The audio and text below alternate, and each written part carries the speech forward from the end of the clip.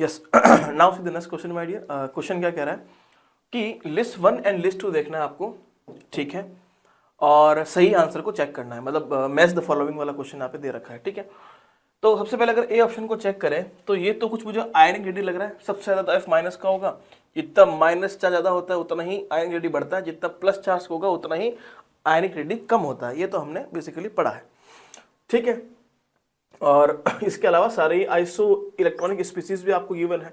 तो ऑब्वियसली अगर मैं ए की बात करूं तो ये ए जो है वो आयोनिक रेडी है, इसका ही सीक्वेंस आपको दे रखा है ना।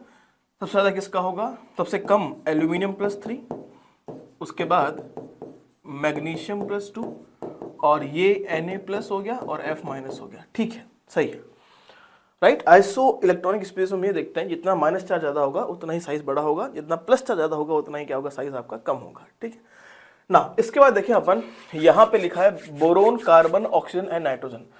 अब देखो थोड़ा सा मुझे लग रहा है कि भाई यहाँ पे नाइट्रोजन में आपको पता है हाफ फिल्ड बेसिकली कॉन्फ़िगरेशन होता है, इसकी वजह से इसका जो आयोनाइजेशन एंथैल्पी वो बढ़ जाती है। तो कहीं ना कहीं ये जो आपको सीक्वेंस दे रखी है किसकी होगी, आयोनाइजेशन एंथैल्पी होगी।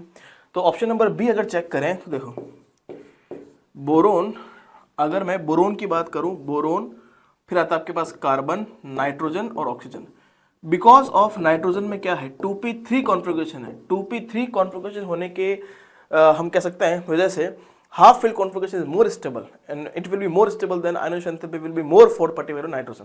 तो what is the correct I can say sequence of ionization enthalpy, तो क्या होगा, जो दे रखा है वो होगा बी, सी, ये ओ और ये होगा एन। ये किसका ऑर्डर दे रखा है आपको, ये आयोनाइजेशन एंथैल्पी का ऑर्डर दे रखा है, यस। चल देखो इसके अलावा अगर हम चेक करें कि ये ऑर्डर किसका और भी हो सकता है, ये तो हमने देखो पता कर लिया। देखो इसके बाद अगर देखें अपन तो देखो बोरोन और नाइट्रोजन की तरफ जाएंगे तो मेटालिक करेक्टर तो कम होगा, तो ये तो नहीं हो सकता, मेटालिक करेक्टर तो नहीं हो सकता।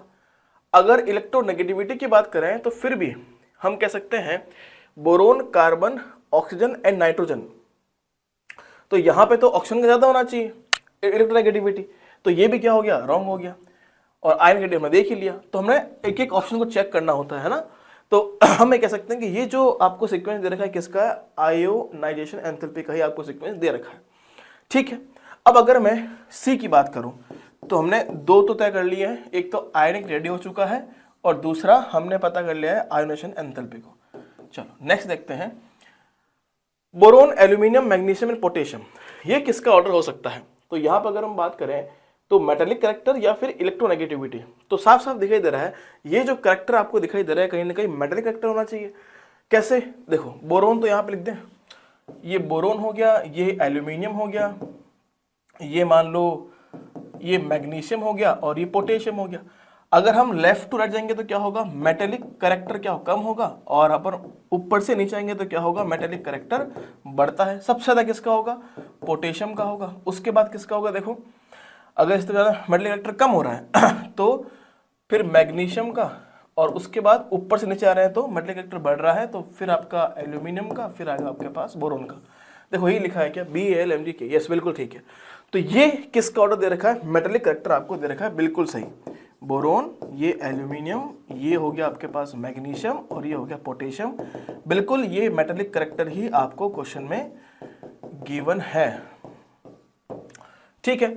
इसके बाद देखें डी तो बचा एक ही है, क्या सही लिखा है क्या, देखो ये मेटालिक करेक्टर ठीक है। इसके बाद देखें अगर अपन ये लिखा है सिलिकॉन, फॉस्फोरस और सल्फर, उसके बाद रखा है क्लोरीन। ऑब्वियसली अगर हम राइट टू लेफ्ट जाएंगे in periodic table, sorry left to right जाएंगे है ना, लेफ्ट टू राइट जाएंगे तो क्या होगा, इलेक्ट्रोनेगेटिविटी क्या होगी इसकी बढ़ेगी, तो ऑब्वियसली सबसे ज्यादा क्लोरीन की होगी। सारे ही आपको थर्ड पीरियड के दिखाई दे रहे हैं एलिमेंट, सिलिकॉन, फॉस्फोरस, सल्फर और आगे आपके पास क्लोरीन। तो लेफ्ट टू राइट जाने पर क्या होगा, हम कह सकते हैं कि जो इलेक्ट्रोनेगेटिविटी की बेसिकली बढ़ती है। तो ये बिल्कुल सही लिखा है, और ये सीक्वेंस किसका लिखा है भाई, इलेक्ट्रोनेगेटिविटी का लिखा है, इलेक्ट्रोनेगेटिविटी। तो हम कह सकते हैं क्या क्या ऑप्शन सही रहेंगे भाई इसमें, हाँ तो ए का तो हो गया ए का तो हो गया 4, ठीक है, ए का 4 हो गया, बी का हो गया बी का हो गया 1 और C का हो गया मेटालिक करेक्टर 2, है ना, C का हो गया 2 और D का इलेक्ट्रोनेगेटिविटी मतलब ये हो गया आपके पास 3। 4 1 2 3, 4 1 2 3, कौन सा ऑप्शन सही है भाई? Option number 2 is correct. 4 1 2 3 बिल्कुल सही आंसर है, इसलिए ऑप्शन नंबर 2 क्या है, बिल्कुल सही है इस पर्टिकुलर क्वेश्चन के लिए।